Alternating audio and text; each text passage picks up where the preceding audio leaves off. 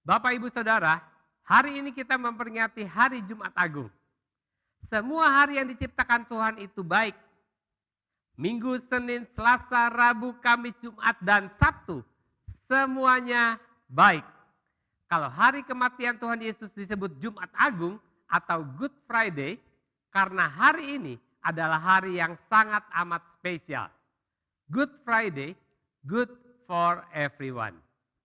Mari kita berdoa terlebih dahulu sebelum kita mendengarkan firman Tuhan.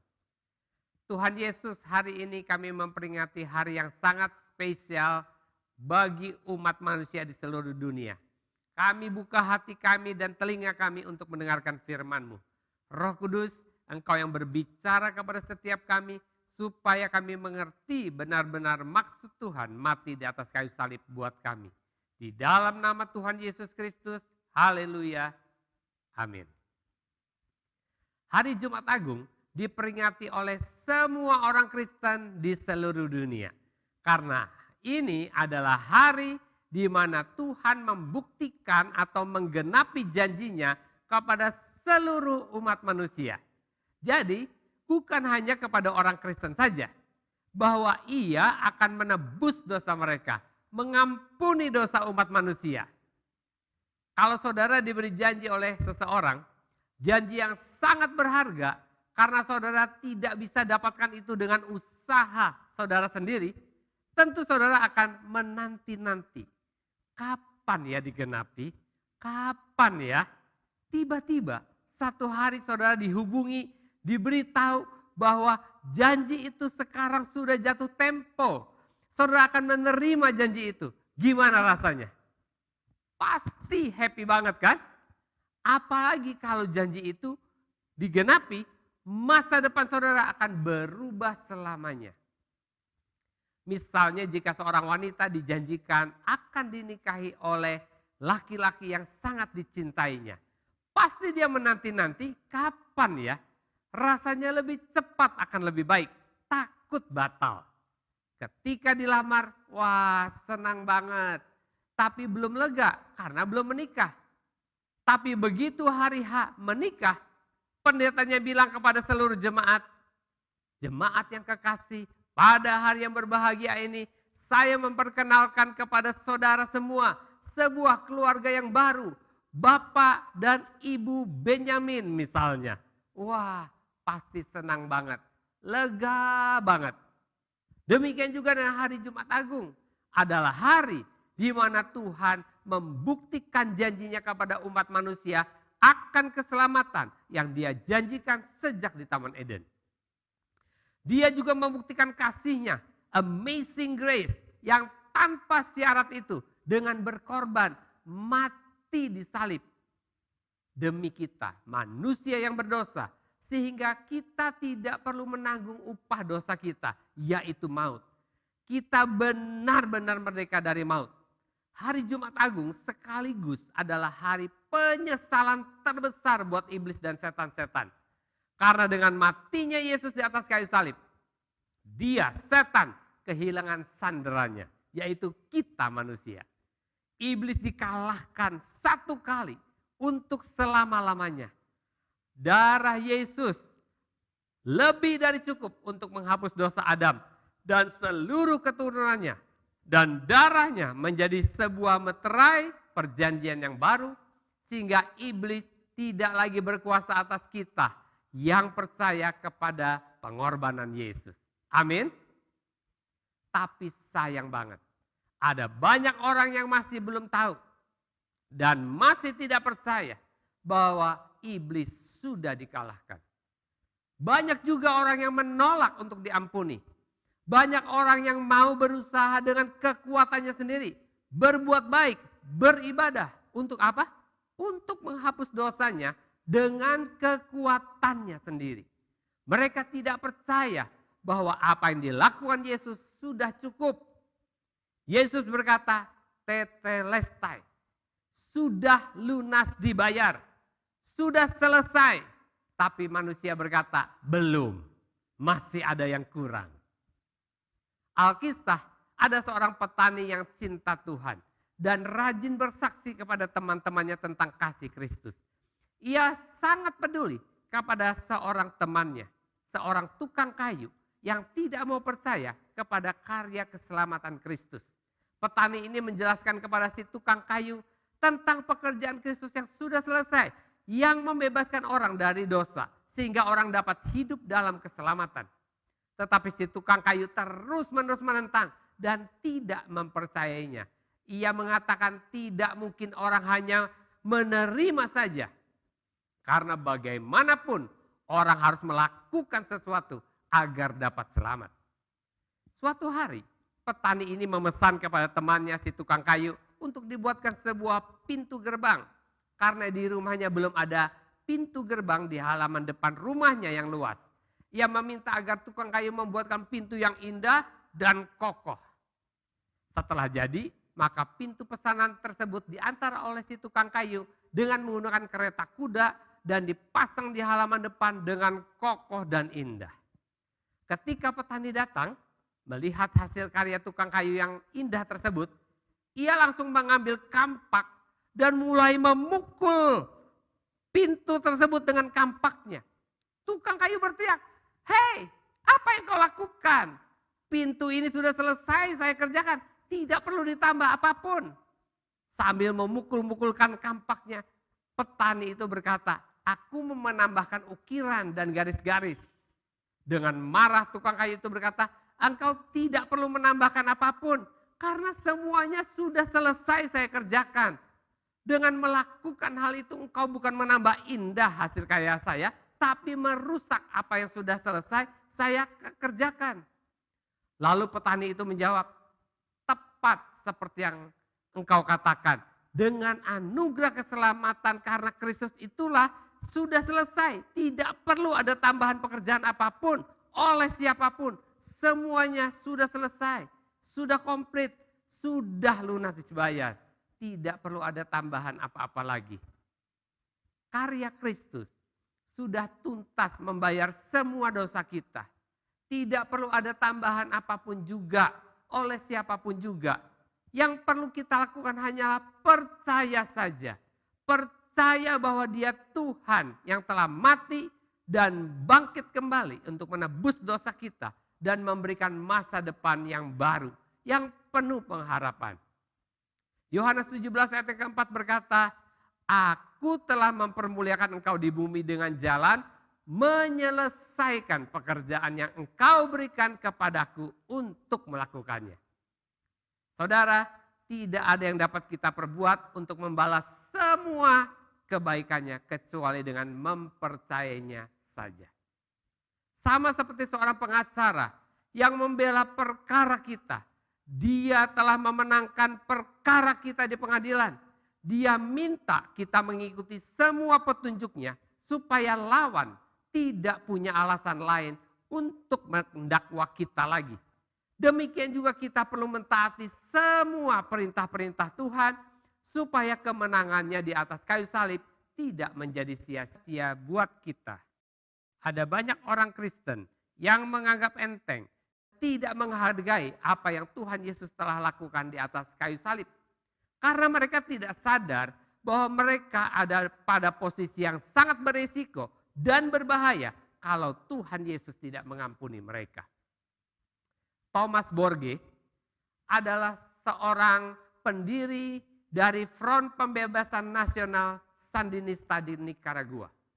Pada tanggal 4 Februari 1976, selama revolusi, dia ditangkap dan dikirim ke penjara. Selama di sana dia mengalami penyiksaan yang paling ekstrim selama lebih dari 500 jam. Setelah revolusi, Borge dibebaskan dan menjadi menteri dalam negeri Nicaragua. Dia adalah seorang Kristen yang sudah lahir baru. Dia menceritakan bagaimana dia disiksa secara brutal sebagai tahanan. Kepalanya dikerudungi selama 9 bulan. Setelah itu diborgol selama 7 bulan. Satu hari dia berhasil menangkap para penyiksa ini. Borge memberitahu mereka, "Saatnya balas dendam saya telah tiba." Mereka semua dimasukkan ke dalam penjara dan Thomas menemui mereka di penjara. Dan dia berjalan ke arah salah satu pria yang telah menimbulkan rasa sakit yang begitu mengerikan. tanpa henti dan brutal kepadanya. Dan berkata, saya akan membalas dendam kesumat saya sama kamu. Kalau saudara jadi penyiksa tersebut, kira-kira apa yang ada di kepala saudara? Tentu saudara berharap lebih baik ditembak mati saja daripada menerima pembalasan dari Thomas. Thomas bilang, selama ini kamu tidak percaya dengan aku dan filosofiku. Tapi hari ini kamu akan aku buat percaya. Dia ulurkan tangannya kepada orang tersebut. Dan dia bilang, aku memaafkan kamu atas segala yang telah kamu perbuat kepadaku. Penyiksa ini ada pada posisi yang tidak berdaya, kritis, tidak bisa berbuat apa-apa. Tetapi pengampunan dari Thomas membebaskan dia.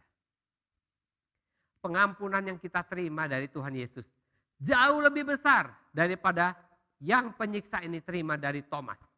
Itulah sebabnya hari ini kita merayakan Hari Jumat Agung. Untuk mengingat kasih dan perbuatannya yang agung untuk saudara dan saya. Waktu Tuhan Yesus lahir, malaikat Tuhan berkata kepada Maria di dalam Matius 1 ayat 23, sesungguhnya anak darah itu akan mengandung dan akan melahirkan seorang anak laki-laki. Dan mereka akan menamakan dia Immanuel. Yang berarti Allah menyertai mereka. Saya ingin menggarisbawahi kata Immanuel ini. Mengapa? Coba saudara pikir. Apa yang membedakan 12 murid Tuhan Yesus dengan orang-orang Yahudi yang lain? Apakah mereka lebih kuat, setia dan pandai? Kalau saudara pernah membaca kitab Matius sama dengan Yohanes, saudara bisa menemukan ketika Tuhan Yesus ditangkap di Taman Getsemani, mereka semua 12 orang tanpa kecuali gagal. Mereka melarikan diri, meninggalkan Yesus sendirian. Bahkan Petrus menyangkal Yesus 3 kali. Satu-satunya yang membedakan murid-murid dari orang Yahudi lainnya tertulis di Markus 3 ayat 14. Dikatakan ia menetapkan 12 orang untuk menyertai dia dan untuk diutusnya memberitakan Injil. Dalam bahasa Inggris dikatakan, and he ordained 12 that they should be with him and that he might send them forth to preach. Artinya murid-murid bukan hanya dipilih tapi ditahbiskan. Dan mereka sudah seharusnya selalu bersama-sama dengan Tuhan Yesus. Dan Tuhan Yesus berhak mengutus mereka untuk pergi memberitakan kabar baik. Jadi walaupun murid-murid adalah orang-orang biasa yang bisa gagal juga, mereka telah dipilih oleh Yesus sendiri. Ditetapkan melalui pentahbisan untuk selalu bersama-sama dengan Yesus. Dan mereka akan diutus untuk memberitakan Injil. Itulah salah satu arti Immanuel. Yaitu Tuhan menyertai kita dalam bentuk manusia. Jadi kalau saudara mau tahu tentang Tuhan, mau mengenal Tuhan, saudara harus tahu dan mengenal Yesus di perjanjian baru. Dan bukan membacanya di perjanjian lama. Dan itu yang dikatakan Yesus sendiri kepada murid-muridnya. Sekiranya kamu mengenal aku, pasti kamu juga mengenal Bapakku. Sekarang ini kamu mengenal dia dan kamu telah melihat dia. Kamu menyebut aku guru dan Tuhan. Dan katamu itu tepat. Sebab memang akulah guru dan Tuhan. Pribadi seperti apakah Tuhan? Apakah dia seperti hakim akan menghukum kita? Apakah dia pemarah? Apakah dia murka terhadap manusia? Lihatlah waktu dia bertemu dengan wanita Samaria yang ada di sumur. Wanita ini sudah 5 kali bersuami. Dan sekarang sedang kumpul kebo dengan laki-laki yang bukan suaminya. Apakah Yesus memperlakukan wanita ini dengan tidak baik, kasar, buruk? Kenyataannya Yesus berjalan kaki puluhan kilometer untuk bertemu dengan wanita itu. Untuk menyatakan kasihnya. Dia mengasihi wanita tersebut. Yesus menyembuhkan orang kusta, buta, lumpuh, tuli. Yesus ngopi sama pemungut cukai dengan orang-orang berdosa. Artinya dia tidak marah. Dia tidak benci terhadap orang berdosa. Yesus benci terhadap dosa. tetapi sangat mengasihi orang berdosa. Artinya Tuhan Allah Bapa juga demikian. Dan pesan yang hendak saya sampaikan kepada saudara melalui peringatan Jumat Agung hari ini adalah Allah Bapa begitu mengasihi manusia berdosa sehingga Dia merelakan Yesus anaknya yang tunggal. Membuktikan hal itu dengan mati buat seluruh dunia, termasuk untuk saudara dan saya, bahwa Ia Allah Immanuel saat ini ada di tengah-tengah kita. Amin. Waktu Tuhan Yesus disalib, Alkitab menceritakan bahwa ada 3 peristiwa terjadi. Yang pertama terjadi kegelapan dari jam 12 siang sampai jam 3 selama 3 jam. Kedua ada gempa bumi. Dan yang ketiga tabir bait Allah terbelah 2. Waktu Yesus terang dunia itu mati. Sama seperti lampu yang mati, otomatis kegelapan masuk. Matahari pun tidak sanggup bersinar karena menyaksikan terang sejati, menyerahkan nyawanya demi saudara dan saya. Terjadi gempa bumi, bumi gemetar, menyaksikan kasih Allah yang terlalu besar untuk dunia yang telah jatuh dalam dosa. Dan yang ketiga, tabir bait suci terbelah menjadi 2, sehingga tidak ada lagi pemisah antara Tuhan di ruang Maha Kudus dengan kita manusia berdosa. Tuhan keluar dari tempat yang Maha Kudus, yang tadinya hanya bisa dihampiri oleh imam besar 1 tahun 1 kali. Dengan anugerahnya, Dia datang mencari kita manusia berdosa. Itulah beda antara agama Kristen dengan kekristenan. Agama Kristen adalah usaha manusia mencari Tuhan, mendekati Tuhan. Kekristenan adalah usaha Tuhan mencari kita manusia yang terhilang. Pada musim semi tahun 2013, Jacob Furedi mendaki pegunungan Gimwald, Swiss sendirian. Baru berjalan beberapa saat dia mendaki, pria Hungaria ini kehilangan arah. Dia bingung dan tersesat. Jacob juga keseleo pergelangan kakinya dan berjalan menjadi sangat menyakitkan buat dia. Dan dia memutuskan untuk kembali ke asrama. Dia melihat peta untuk mencari jalan pulang, tetapi tidak berhasil. Satu-satunya harapannya adalah mencari jejak kakinya waktu berangkat. Tetapi jejak kakinya pun sudah hilang tertutup salju. Dan pada saat itu tiba-tiba matanya tertuju pada seekor kucing. Saudara tentu tahu kucing adalah hewan yang setia dengan tempat tinggalnya. Satu hari ada seorang suami disuruh istrinya membuang kucing kesayangan suaminya karena selalu buang kotoran seenaknya dan membuat seluruh rumah jadi bau. Suaminya bawa kucing itu keluar kota dan meninggalkannya di sana, lalu dia bekerja. Tahu-tahu dia ditelepon istrinya, "Kamu di mana?" Dia jawab, "Oh lagi kerja. Ini kucingmu sudah sampai rumah lagi. Cepat pulang dan bawa dia pergi." Dia pulang, lalu dia bawa kucingnya putar-putar kota dari lorong ke lorong, dari gang ke gang yang belum pernah dia sendiri lalui. Dan ditaruhlah dia kucing itu di sebuah tempat yang dia sendiri belum pernah tahu. Ketika dia mau pulang, dia tersesat. Tidak tahu jalan pulang. Waktu dia sedang cari jalan pulang, istrinya telepon dia. "Kamu di mana?" "Kucingmu sudah di rumah lagi." Jacob Furedi lagi bingung. Dia lihat kucing itu dan kucing itu memperhatikan dia. Ketika lihat kucing itu, muncul harapan Jacob. Dia mengikuti kucing itu. Matanya hanya tertuju pada si kucing. Dan si kucing yang merasa dibuntuti terus berjalan semakin cepat. Sampai akhirnya mereka tiba di asrama. Ternyata kucing itu adalah kucing asrama tempat Jacob tinggal. Ketika Adam dan Hawa jatuh dalam dosa, mereka diusir keluar dari Taman Eden. Mereka juga tidak tahu jalan kembali. Lebih tepatnya mereka tidak tahu dan tidak bisa kembali ke Taman Eden. Apakah ada di antara saudara yang tahu caranya kembali ke Taman Eden? Kalau Jacob Furedi saja masih di Swiss, bisa tersesat dan tidak bisa kembali ke asrama. Apalagi kita belum pernah ke surga. Tidak punya peta, mustahil bisa ke surga sendiri.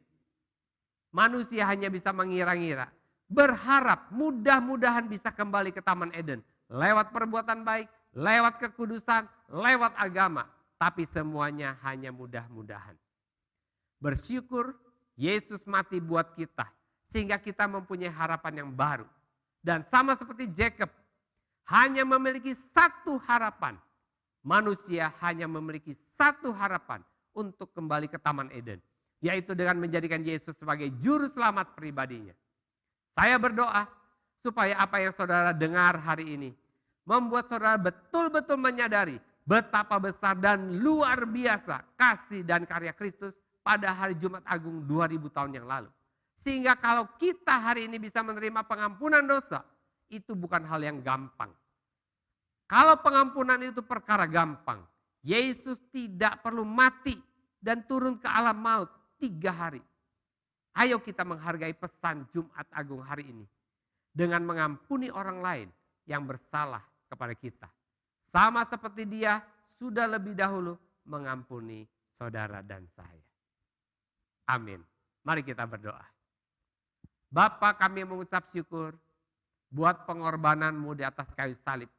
Yang merubah masa depan kami untuk selama-lamanya. Kami punya pengharapan yang baru. Kami punya hidup yang baru. Kami punya perjanjian yang baru. Dan kami tidak lagi di bawah perbudakan setan. Terima kasih Tuhan. Aku berdoa buat setiap orang yang menyaksikan program ini. Supaya Tuhan juga menyatakan kasih-Mu, membuka pikiran setiap mereka. Supaya mereka semua merasakan kasih dan kuasa-Mu yang sangat besar itu.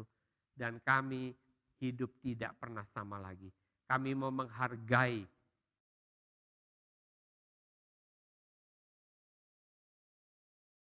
petunjuk dari Tuhan.